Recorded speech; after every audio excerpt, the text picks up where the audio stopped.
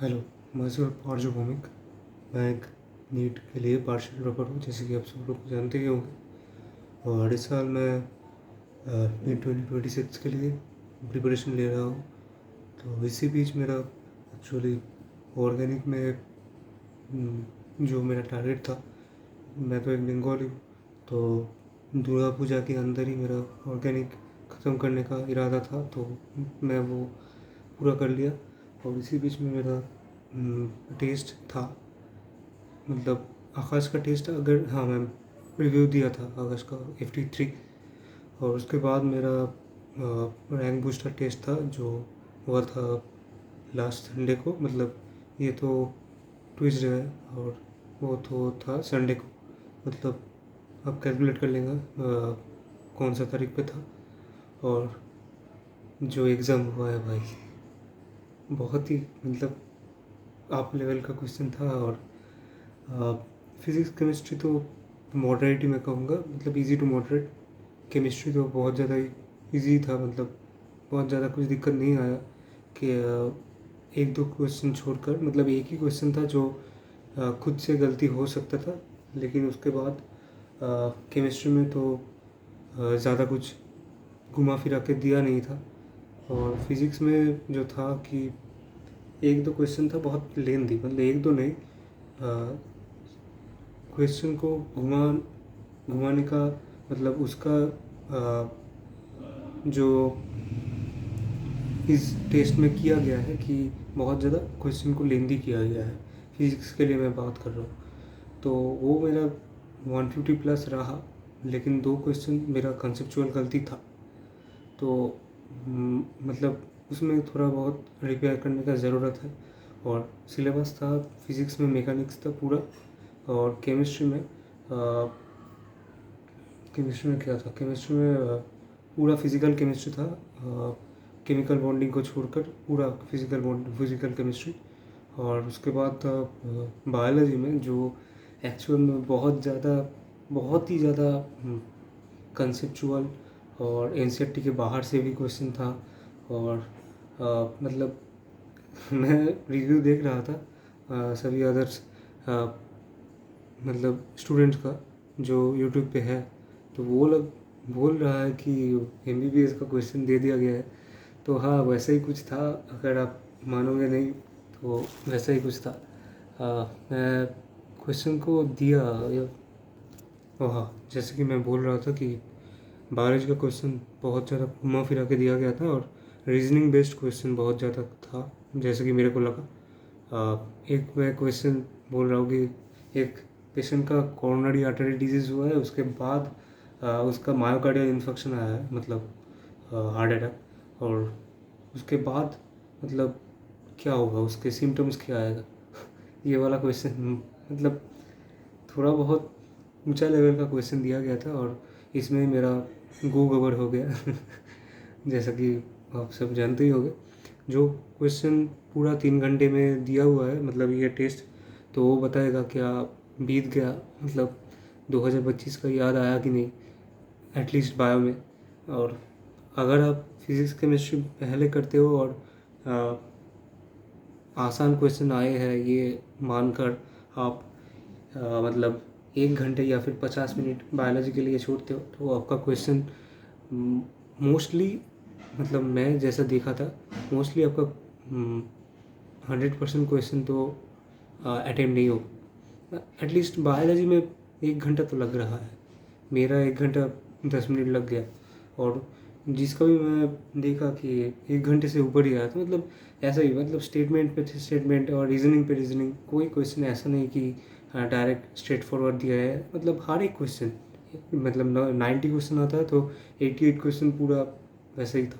और दिमाग का दही हो रहा था, मतलब बहुत ज़्यादा कुछ पढ़ा तो था मैंने सब कुछ ही, लेकिन वो जब 10 क्वेश्चन आ जाता है वैसा स्टेटमेंट बेस्ड, मतलब एक के बाद एक के बाद एक, और एक क्वेश्चन इतना ज़्यादा बड़ा, मतलब अगर आप PW का क्वेश्चन और उसके MCQ जो ऑप्शन रहता है, वो मिला के जितना ज़्यादा स्पेस दिया जाता है, उसमें ही एक क्वेश्चन आ जाता है। मतलब ये आरबीटी में एक क्वेश्चन का साइज़ था पिछला वाला जो भी क्वेश्चन होता है, मतलब जो भी टेस्ट होता है, उसमें ऑप्शंस को मिलाकर जो स्पेस खा जाता है वही एक क्वेश्चन का स्पेस हो जाता है, मतलब ये आरबीटी में। मतलब बहुत ज़्यादा लेंदी क्वेश्चन हुआ है, मतलब क्या ही बताए। और ये वाला टेस्ट में मेरा बहुत ज़्यादा घटिया मार्क्स आया, और आना भी था, मतलब तय था, क्योंकि फिज़िक्स केमिस्ट्री में हम बहुत ज़्यादा कुछ अच्छा नहीं कर पाया। 170 आप तो ऐसा कुछ नहीं आया, 152 आया है फिज़िक्स में। हाँ, फिज़िक्स में हो, मतलब मैं एनालिसिस कर रहा था तो एक सेकंड। हाँ, तो मेरा फिज़िक्स में है 152, अगर आप देख सकते हो, फिज़िक्स में 152। और केमिस्ट्री में आया है मेरा 160, केमिस्ट्री में 160। और जो बायोलॉजी में आया है भाई 300 से तो दूर, मतलब 256 आया है, तो दिखाऊंगा। हाँ, 256 आया है। ये मेरा बायोलॉजी का अब तक का जितना भी टेस्ट मैंने दिया है उसमें सबसे कम नंबर।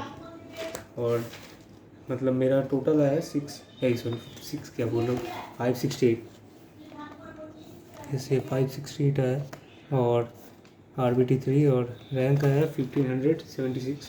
और इसमें भी मैं देखा कि 3 लोगों का 720 आया है। तो मैं कुछ कमेंट नहीं करना चाहूँगा, मतलब इस वाले टेस्ट में भी अगर 720 आ रहा है तो मेरा कुछ गलती हुआ है, और मेरे को काम करना पड़ेगा अभी भी बायोलॉजी में। मैं क्या करूँगा, मतलब एनसीईआरटी से भी 2-3 क्वेश्चन दिया था कि जो इतना ज़्यादा सेचुरेट हो गया था माइंड उस समय पे, एनसीईआरटी से बाहर क्वेश्चन आता देख कर, तो इतना ज़्यादा सेचुरेट हो गया था कि एनसीईआरटी का क्वेश्चन भी 2-3 गलत हो गया। तो हाँ, ऐसे ही कुछ हुआ है, वो मेरे को रिपेयर करना पड़ेगा, कुछ करना पड़ेगा। उसके बाद एनसीईआरटी से बाहर जो भी क्वेश्चन आया है वो सब मैं नेगलेक्ट करूँगा अभी के लिए। और जो सोल्यूशन, मतलब एनालिसिस किया है तो उसका भी मैं प्रॉपर देख लूँगा कि कहाँ कहाँ गलती हुआ है, और उस पर मैं फर्दर एनालिसिस करूँगा और उसमें फर्दर अटेंशन दूँगा। और फिज़िक्स में मेरा 2 क्वेश्चन जो कंसेप्चुअल गलती हुआ है वो मेरे को देखना पड़ेगा, मतलब हाँ, बहुत ज़्यादा घटिया कंसेप्चुअल गलती मैं देख लिया था, वो मेरे को ठीक करना पड़ेगा। और फिर केमिस्ट्री में ठीक ही है, पर एक question 3 question actually silly mistake हुआ है, और एक क्वेश्चन मेरा गलती हुआ है उसमें, मतलब मेजर गलती। और वह हाँ, ऐसे ही कुछ गया है। और मेरा ऑर्गेनिक का सिलेबस खुद का कंप्लीट हो चुका है, और अभी सिर्फ 4 चैप्टर बाकी है केमिस्ट्री में। और मेरा टारगेट था कि अक्टूबर एंड तक मैं पूरा केमिस्ट्री सिलेबस कंप्लीट करूँगा जैसे भी करके, क्योंकि इसके बाद मेरा कॉलेज में भी मिड सेम होगा, और उसमें टाइम कंज्यूम होगा। तो मेरा एक ही सब्जेक्ट, मतलब फिजिक्स और केमिस्ट्री, मतलब बायोलॉजी तो मेरा उतना ज़्यादा कुछ देखना पड़ता नहीं है, मतलब ऐसा टेस्ट आता है तो देखना पड़ता होगा, लेकिन बायोलॉजी में एनसीईआरटी से ही क्वेश्चन आता है तो मेरा एक दिन पढ़ के ही हो जाता है। देखना पड़ता है फिजिक्स और केमिस्ट्री। और केमिस्ट्री में अगर अक्टूबर एंड तक कंप्लीट कर दूंगा तो अगर नवंबर को मिड सेम होता भी है तो एक सब्जेक्ट मैं जैसे भी करके, मतलब फिजिक्स को एक सब्जेक्ट तो रात में देख कर कुछ भी करके मैं मतलब कंटिन्यू रखूँगा। और केमिस्ट्री में मेरा ऑर्गेनिक थोड़ा बहुत वीक था, तो मैं इस पूजा वेकेशन के अंदर थोड़ा बहुत फिक्स करा और हुआ है, मतलब वो 70-80% तो हो गया है। और क्वेश्चन प्रैक्टिस और भी करना पड़ेगा, तो मैं वो भी करूँगा। और इनऑर्गेनिक का सिलेबस अगर मैं देखूँ तो इस वीक तो नहीं होगा, इसके बाद वाला वीक में पीडब्ल्यू का टेस्ट है, और इस वीक भी मेरा एक वीडियो आएगा। अगर मैं एसेंट का टेस्ट दूँ तो वो आएगा, या फिर पीडब्ल्यू का, सर पीडब्ल्यू तो इस वीक तो पीडब्ल्यू का टेस्ट नहीं है, लेकिन आकाश का एनबीटीएस दे सकता हूँ, या फिर एसेंट का टेस्ट दूंगा, मतलब नीट प्रेप का जो भी देता हूँ, या फिर ऐसी वर्क का भी दे दूँगा, जो भी देता हूँ तो उसका रिव्यू आएगा। और हाँ, ऐसे ही कुछ जा रहा है। और उसके बाद वाला वीक में मैं इनऑर्गेनिक का जो 4 चैप्टर है वो मैं प्रिपेयर कर लूँगा, तो मेरा केमिस्ट्री सिलेबस होपफुली ख़त्म हो जाएगा। तो ऐसे ही कुछ है। और हाँ, ये था रिव्यू। और आपका कैसा गया है पेपर, ये आप कमेंट सेक्शन में बता सकते हो। मेरा तो बहुत ज़्यादा घटिया गया है, जैसे आप सब लोग जानते ही होंगे। तो आप all the best for the future. Acid. Thank you.